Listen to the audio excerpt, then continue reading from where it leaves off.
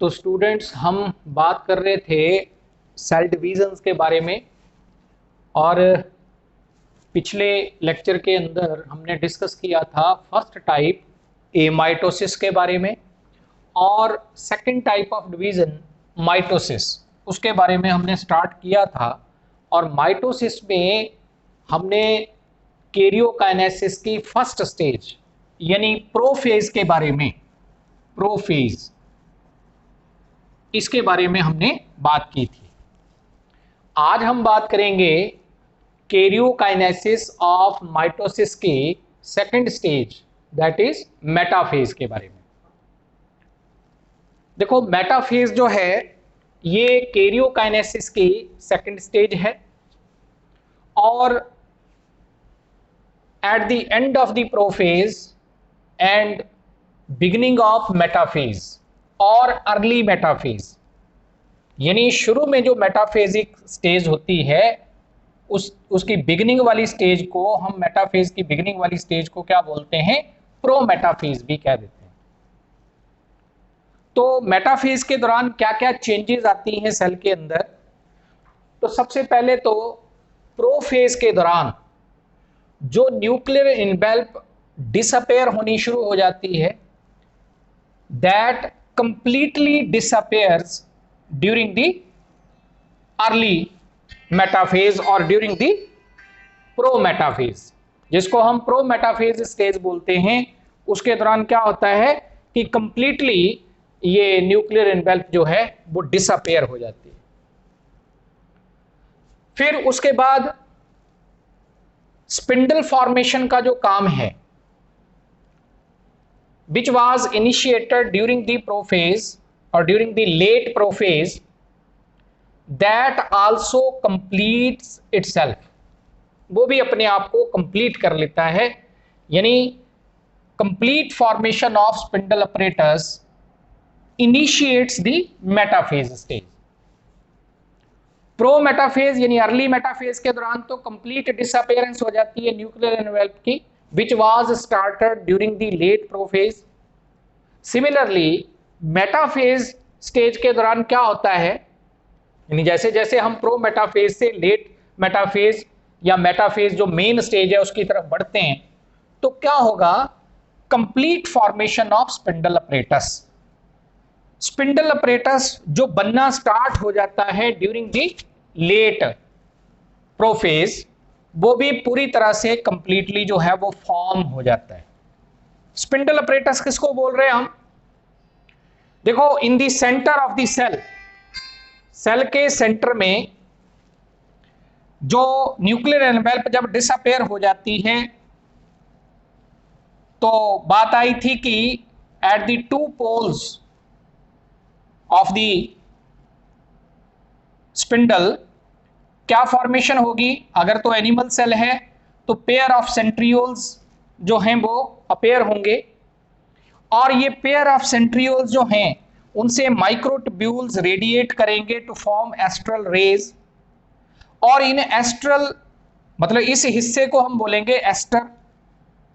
तो ये जो एस्टर्स होते हैं उनसे डिफरेंट फाइबर्स जो हैं वो फॉर्म होते हैं in between the two poles.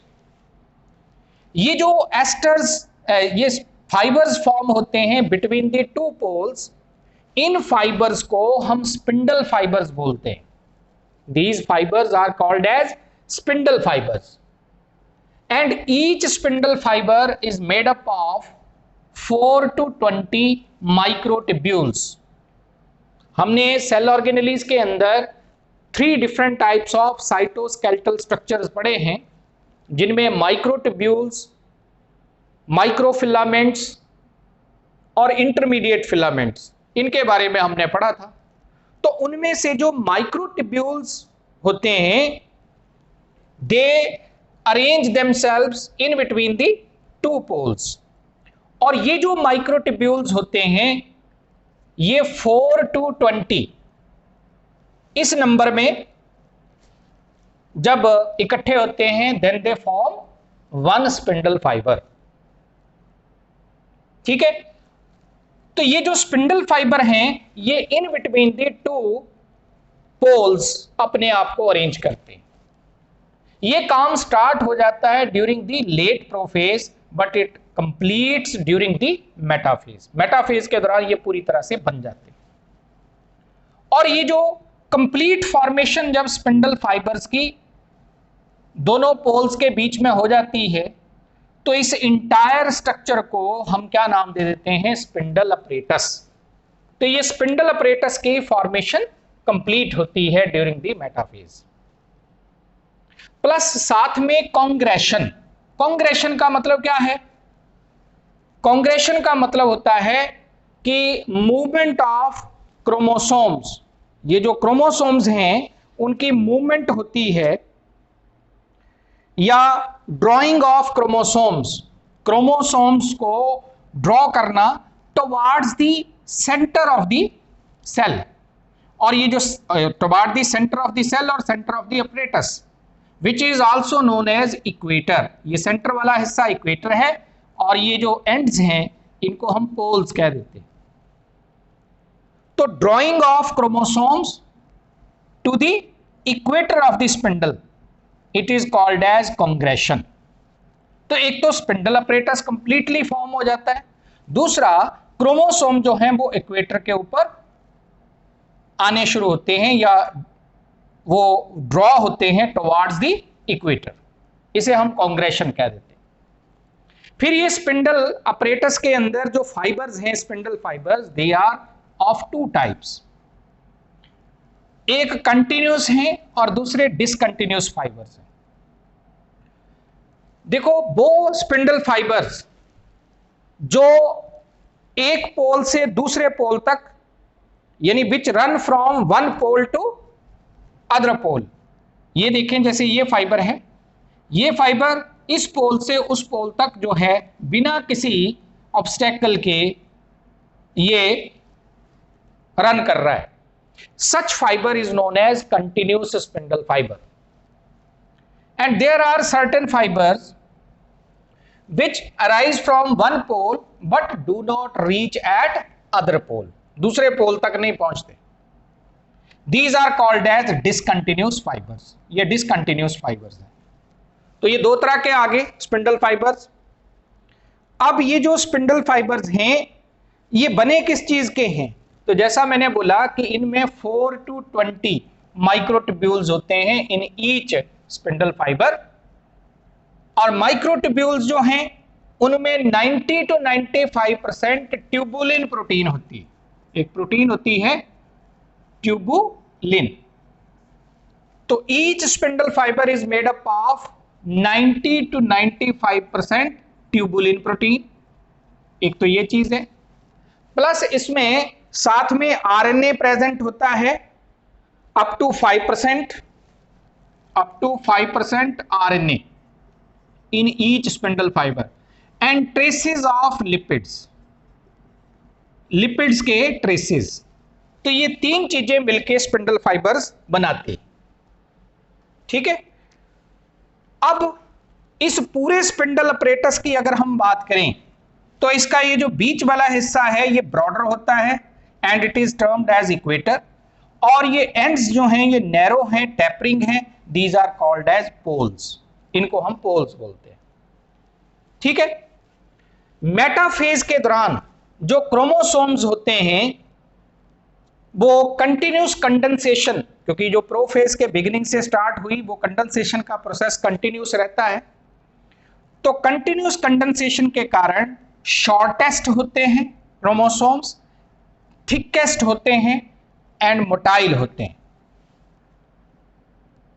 और बेस्ट अगर हमने स्टडी करना है क्रोमोसोम्स की मॉर्फोलॉजी को तो सबसे बेस्ट स्टेज जो है that is metaphase stage.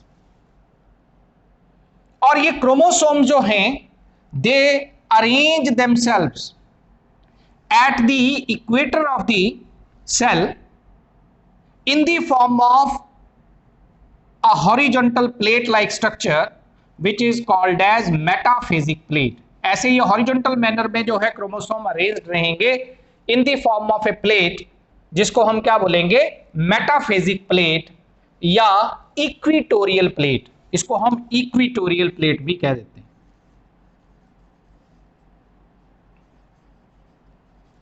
Equatorial plate, metaphysic plate और इक्वेटोरियल प्लेट। हर एक क्रोमोसोम में दो दो क्रोमैटिड्स होंगी, सिस्टर क्रोमैटिड्स, और एक जो है पॉइंट जहां पे ये दोनों क्रोमैटिड आपस में अटैच्ड है उसको सेंट्रोमियर बोलते हैं। And with the centromere one of the spindle fibre remain attached. एक सेंट्रोमियर जो होगा इनका, उसके साथ अटैच्ड क्या रहेगा? Single spindle fibre. और जिस स्पिंडल फाइबर के साथ ये सेंट्रोमियर जुड़ा होता है इसको हम क्या बोल देते हैं? इसको क्रोमोसोम फाइबर भी कह देते हैं, chromosome fibre. It is also known as chromosome fibre. To which, जैसे इसके साथ क्रोमोसोम अटैच नहीं है सेंट्रोमियर क्रोमोसोम का, इसलिए ये डिसकंटिन्यूस तो है लेकिन क्रोमोसोम फाइबर नहीं है। ये क्या है? क्रोमोसोम फाइबर है, या इसको हम टेक्टाइल फाइबर भी कह देते हैं, टेक्टाइल फाइबर। ठीक है, तो ये इसके बारे में, मेटाफेजिक प्लेट के बारे में। नेक्स्ट है इसके बाद एनाफेज। अगली स्टेज आ जाती है एनाफेज। थर्ड स्टेज है एनाफेज।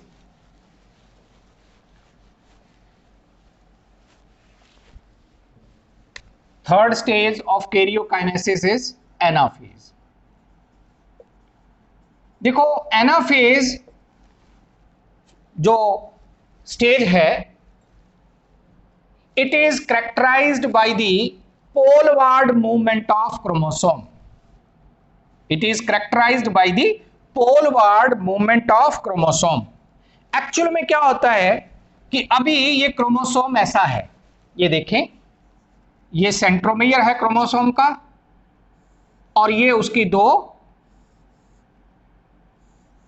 क्रोमैटिड्स, एक क्रोमैटिड दूसरी और ये बीच में सेंट्रोमियर। अब होगा क्या? During the anaphase centromere duplicates. Centromere जो होगा वो डिवाइड करेगा और इससे दो हाफ बन जाएंगे ऐसे। ठीक है, अब इसके साथ यानी दो सेंट्रोमियर हो गए, टू क्रोमैटिड्स ऑलरेडी थी क्रोमोसोम में, यानी ये डबल स्ट्रैंडेड क्रोमोसोम थे, दो दो क्रोमैटिड वाले क्रोमोसोम थे, लेकिन इनमें सेंट्रोमियर एक ही था।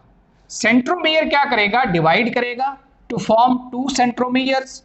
अब इसके साथ अपर पोल का और इसके साथ लोअर पोल का स्पिंडल फाइबर जो है वो अटैच हो जाएंगे। These spindle fibers will push और these spindle fiber will contract। ये स्पिंडल फाइबर कॉन्ट्रैक्ट करेंगे। जब ये कॉन्ट्रैक्ट करेगा तो ये अपर पोल की तरफ क्रोमोसोम को जो है खींचेगा। सिमिलरली जो ये वाला स्पिंडल फाइबर है ये लोअर पोल की तरफ इसको अट्रैक्ट करेगा, ये अपर पोल की तरफ अट्रैक्ट करेगा। ठीक है, तो उसके कारण क्या होगा? Half of the chromosome, that is one chromatid and one centromere, ये डिवीजन के बाद जो बना, तो ये सेंट्रोमियर और ये क्या है? एक क्रोमैटिड, ये अपर पोल की तरफ मूव करनी शुरू हो जाएगी and lower half of the chromosome will move towards the lower pole. यानी दोनों पोल की तरफ जो है वो half of the chromosome along with its own centromere ये मूव करने शुरू हो जाएंगे। तो ये जो पोलवार्ड मूवमेंट होती है क्रोमोसोम्स की, it represents the anaphase stage. इसको हम एनाफेज स्टेज बोलते हैं। अब इसको इस तरीके से समझ सकते हैं, जैसे इसी को अलग से यहां पे मैं बोलूं, ये देखें, ये लोअर मान लो ये पोल है और ये अपर पोल है, तो ये क्रोमोसोम जो हैं ये मूव कर रहा है एक अपर पोल की तरफ और ये दूसरा हाफ जो है उसी का वो मूव कर रहा है ये लोअर पोल, यानी ये इधर को जा रहा है और ये इधर को पोल की तरफ। तो ये जो पोलवार्ड मूवमेंट होती है from the equator after the duplication of और after the division of centromere, इसे हम क्या कह रहे हैं? Anaphase stage. इस स्टेज के दौरान क्रोमोसोम्स डिफरेंट शेप्स के नजर आते हैं, अलग अलग शेप्स के नजर आते हैं। जैसे अभी हम ये देखें तो ये क्रोमोसोम जो है, ये इसको अगर मैं ऐसे बनाऊं तो ये कौन सी शेप है? लाइक दी वी अल्फाबेट जैसी इसकी शेप है। अगर मान लो एक साइड की आर्म छोटी हो, मान लो क्रोमोसोम हमारा ऐसा होता है कि एक क्रोमेटिड लंबी थी, एक छोटी थी, ठीक है, तो शेप कैसी आ जानी थी? तो शेप आ जानी थी ये। अब इस क्रोमोसोम की ये तो वी शेप है, लेकिन इसकी शेप कैसी है? ये वाली शेप को क्या बोलेंगे हम? यानी या तो एल शेप या ये जे शेप भी है, ये जे शेप भी है, यानी ये। तो क्रोमोसोम्स के डिफरेंट शेप्स नजर आती हैं during the anaphase when the chromosome move towards the opposite pole from the equator. फर्क सिर्फ इतना है कि मेटाफेज तक क्रोमोसोम कैसे थे? डबल स्टैंडर्ड, यानी in each chromosome there are 2 chromatid up to metaphase, but during the anaphase each chromosome becomes single standard. हर एक क्रोमोसोम में सिर्फ एक ही स्ट्रैंड यानी एक ही क्रोमेटिड है, 2 क्रोमेटिड नहीं है। इसमें क्या थी? 2 क्रोमेटिड थी। तो ये जो पोलवार्ड मूवमेंट होती है, अपोजिट पोल की तरफ मूवमेंट जो होती है, it represents the anaphase stage.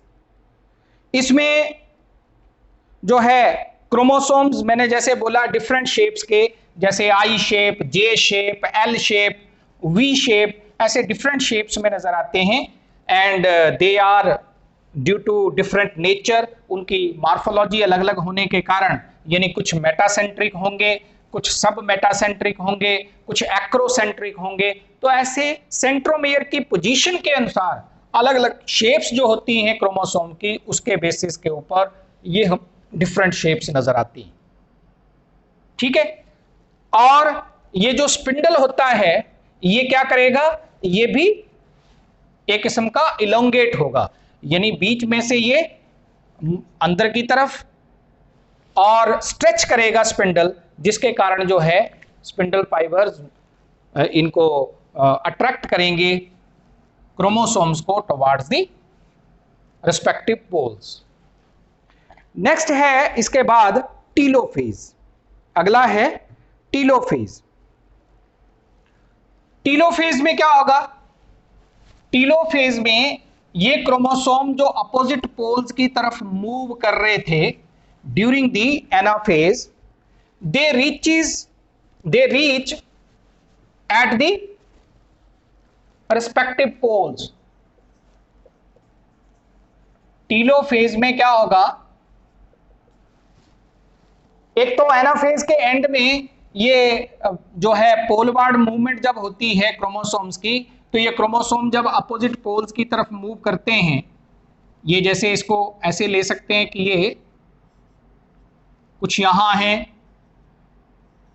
कुछ ये इस जगह के ऊपर, ऐसे अलग अलग जगह के ऊपर ये जो है ये क्रोमोसोम अभी लाई कर रहे हैं। तो ये एनाफेज के लिए डायग्राम, ये एनाफेज।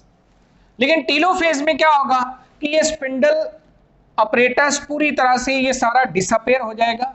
ये जो पोलवार्ड मूवमेंट हो रही थी क्रोमोसोम की, ये क्रोमोसोम अल्टीमेटली अपोजिट पोल पर पहुंच जाएंगे, ठीक है।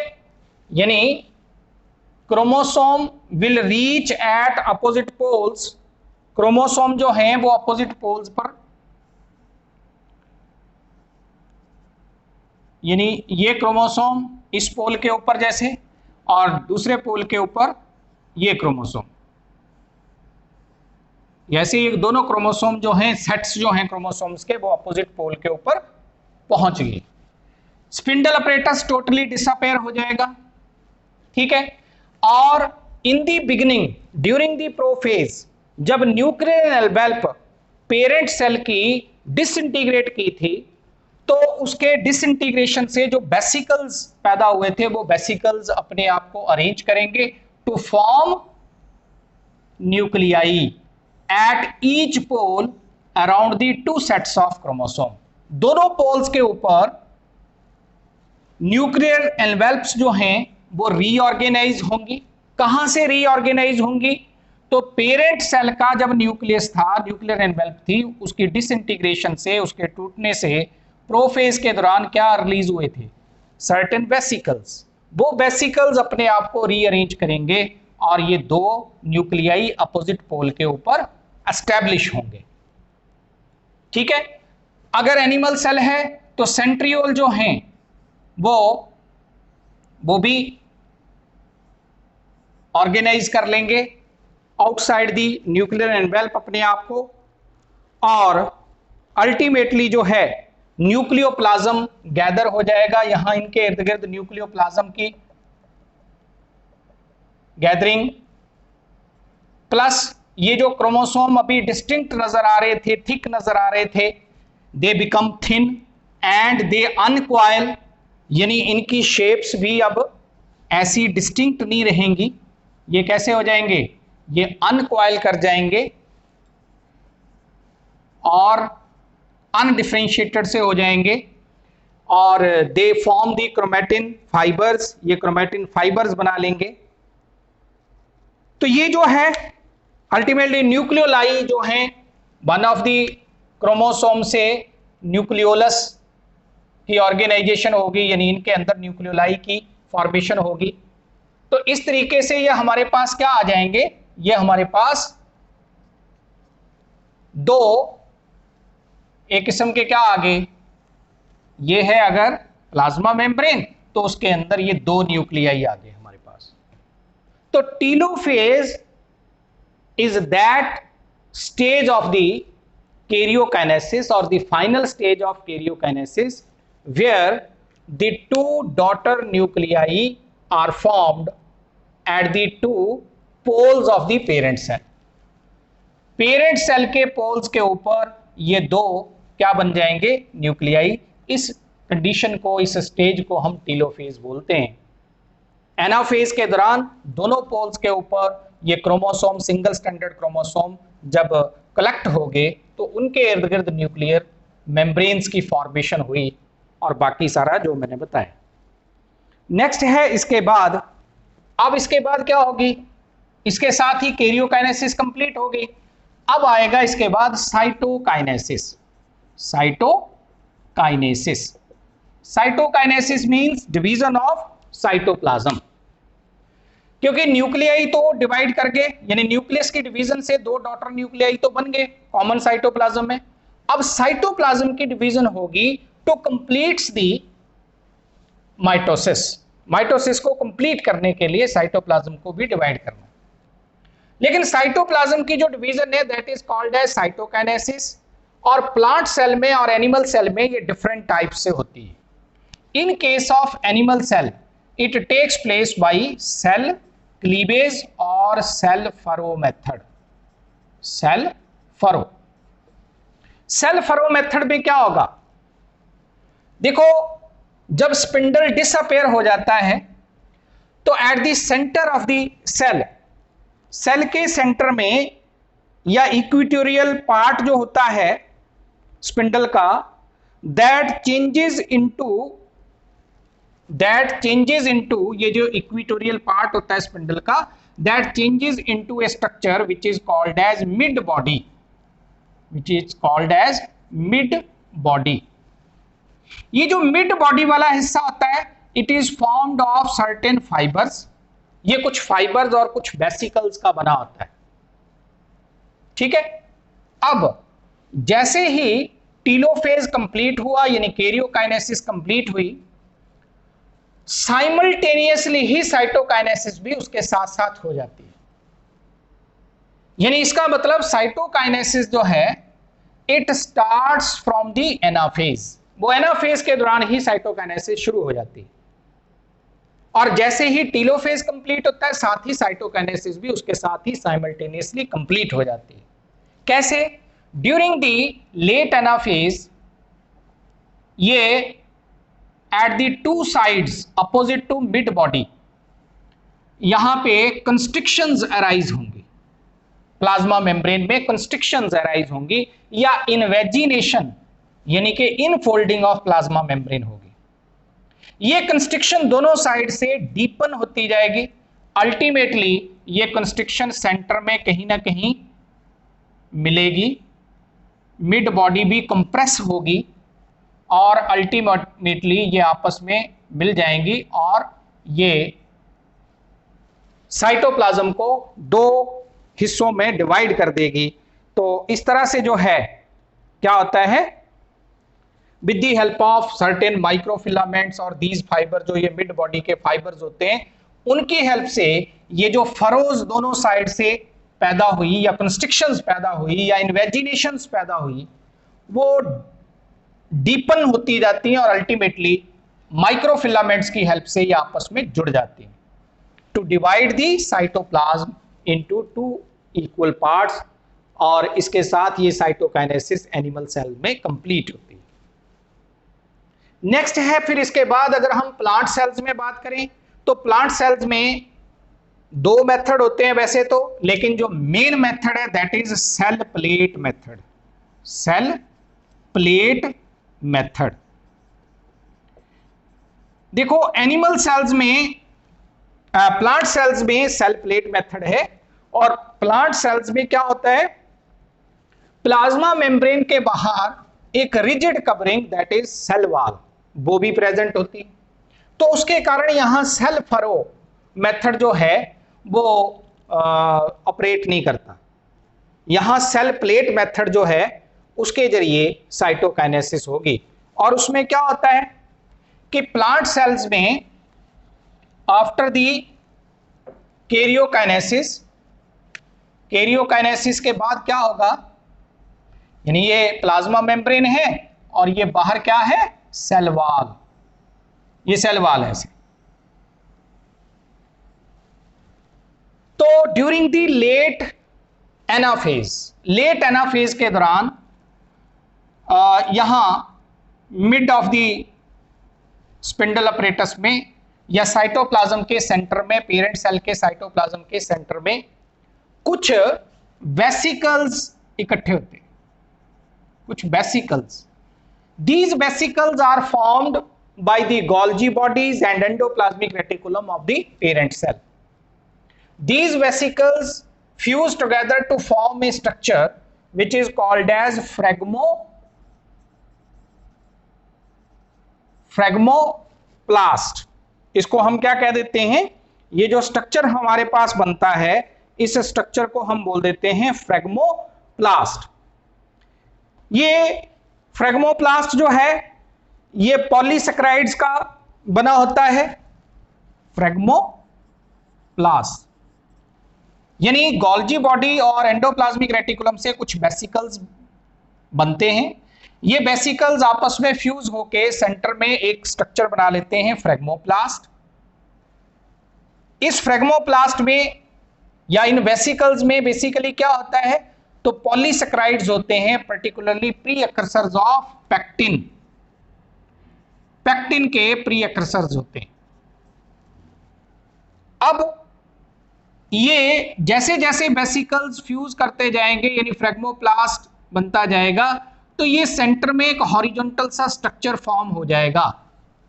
इस हॉरिजॉन्टल से स्ट्रक्चर को हम क्या नाम दे देंगे, इसे हम नाम देते हैं सेल प्लेट, या इसको हम बेसिकली ये क्या है सेल प्लेट कह लें, या इसको हम क्या नाम दे देंगे मिडल लैमिला। तो ये एक किस्म का मिडल लैमिला बनना शुरू हो जाएगा सेंटर में। ऐसे धीरे धीरे ये मिडल लैमिला जो है ये अल्टीमेटली ये साइड में प्लाज्मा मेम्ब्रेन के साथ ये फ्यूज कर जाता है। इसके दोनों साइड के ऊपर यानी on either side of the middle lamella यहां पे प्लाज्मा मेम्ब्रेन की फॉर्मेशन होगी। ये प्लाज्मा मेम्ब्रेन, ये दोनों साइड के ऊपर प्लाज्मा मेम्ब्रेन ये बन गए, ठीक है। और ये middle lamella fuses with the cell wall, ये सेल वॉल के साथ फ्यूज करके तो ये क्या बना देता है, यहां सेल वॉल, मिडल लैमेला से सेल वॉल, और इसके दोनों साइड के ऊपर प्लाज्मा मेम्ब्रेन की फॉर्मेशन होगी। तो इस तरीके से जो पेरेंट सेल है that ultimately divides into two daughter cells. देखो सेल फरो मेथड में एक्सटीरियर साइड से इंटीरियर साइड की तरफ फरोज या कंस्ट्रिक्शंस पैदा हुई और वो डीपन होती गई और अल्टीमेटली सेंटर में जाके साइटोकाइनेसिस कंप्लीट हो गई। इसमें क्या है, सेंटर से फ्रेगमोप्लास्ट बनना शुरू हुआ, मिडल लैमेला बनना शुरू हुआ और वो धीरे धीरे धीरे धीरे टुवर्ड्स द एक्सटीरियर यानी बाहर की तरफ वो फॉर्म होता गया और अल्टीमेटली उससे सेल वॉल की फॉर्मेशन हुई और उसके आइदर साइड के ऊपर प्लाज्मा मेम्ब्रेन्स बन गए। इस तरीके से सेल प्लेट मेथड से प्लांट सेल्स में और सेल फरो मेथड के जरिए साइटोकाइनेसिस कंप्लीट होती है इन एनिमल सेल्स। तो कुल मिला के माइटोसिस के अंदर हमने क्या बात की कि कैरियोकाइनेसिस एंड साइटोकाइनेसिस ये दो स्टेजेस हैं। कैरियोकाइनेसिस यानी न्यूक्लियर डिवीजन, जिसके अंदर प्रोफेज हमने पिछले लेक्चर में बात की थी। तो प्रोफेज, फिर मेटाफेज, फिर एनाफेज, फिर टीलोफेज, ये 4 स्टेजेस आ गई। और इन चारों स्टेजेस के बाद फिर साइटोकाइनेसिस, अगर एनिमल सेल है तो सेल फरो मेथड और प्लांट सेल है तो सेल प्लेट मेथड के जरिए ये कंप्लीट होगी। लास्ट में अब मैं बात करने लगा हूं फंक्शंस या सिग्निफिकेंस ऑफ माइटोसिस। माइटोसिस की सिग्निफिकेंस क्या है? सिग्निफिकेंस ऑफ माइटोसिस, देखो सिग्निफिकेंस में सिग्निफिकेंस ऑफ माइटोसिस, देखो माइटोसिस जो है ये लोअर ऑर्गेनिजम्स में मेथड ऑफ रिप्रोडक्शन है। एक तो ये सिग्निफिकेंस आ गया method of reproduction in lower group of lower organisms. ठीक है, तो एक तो सिग्निफिकेंस ये आ गया मल्टीप्लिकेशन का या रिप्रोडक्शन का, ये मेथड है इन लोअर ऑर्गेनिज्म यानी पर्टिकुलरली यूनिसेलुलर ऑर्गेनिजम्स में। सेकंड, इसमें हम बात करेंगे कि मल्टी सेलुलर ऑर्गेनिजम्स में, अगर हम मल्टी सेलुलर ऑर्गेनिजम्स में बात करें तो ग्रोथ एंड साथ में development, growth and development in multi cellular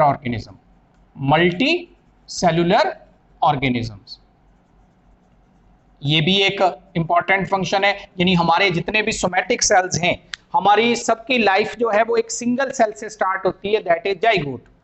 और जाइगोट में रिपीटेड माइटोटिक डिवीजन यानी रिपीटेड माइटोसिस होने के कारण जो है मल्टी सेलुलर ऑर्गेनिजम्स जो हैं वो आगे बनते हैं। यानी हमारे सोमैटिक सेल्स की जो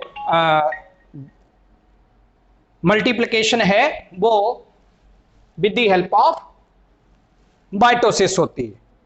फिर है इसके अलावा हम कह सकते हैं कि स्किन के डिफरेंट सेल्स, हमारी स्किन में जो लोअर मोस्ट एपिडर्मिस की सबसे लोअर मोस्ट जो लेयर होती है सेल्स की, दैट इज स्ट्रेटम जर्मिनेटिवम, और उसके सेल्स की डिवीजन से ही बाकी के सेल्स जो हैं अपर लेयर्स के जो सेल्स हैं उनकी फॉर्मेशन होती है। फिर इंजरी, अगर बॉडी में कहीं कोई इंजरी होती है तो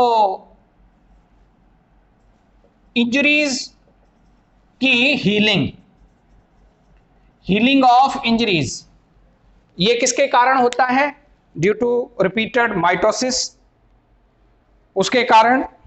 फिर mitosis helps in the maintaining nucleocytoplasmic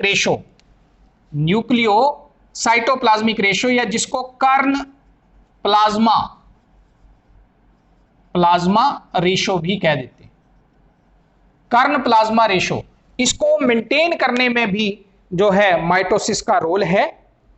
और माइटोसिस जो है अगर मान लो हमारे सेल्स में कोई अनकंट्रोल्ड माइटोटिक डिविजन्स होनी शुरू हो जाएं अनकंट्रोल्ड मैनर में, तो ऐसे सेल्स को हम कैंसरस सेल्स कह देते हैं। यानी uncontrolled mitotic divisions lead to formation of tumours. तो ट्यूमर्स की फॉर्मेशन या कैंसरस ग्रोथ जो होती है वो किसके कारण है? Uncontrolled proliferation of body cells और uncontrolled mitotic divisions in body cells. तो ये कुछ सिग्निफिकेंस की मैंने बात की है कि माइटोसिस के क्या क्या सिग्निफिकेंस होते हैं। तो इसके साथ हमने माइटोसिस का ये कंप्लीट किया है। नेक्स्ट उसमें हम मियोसिस की बात करेंगे। Thank you very much.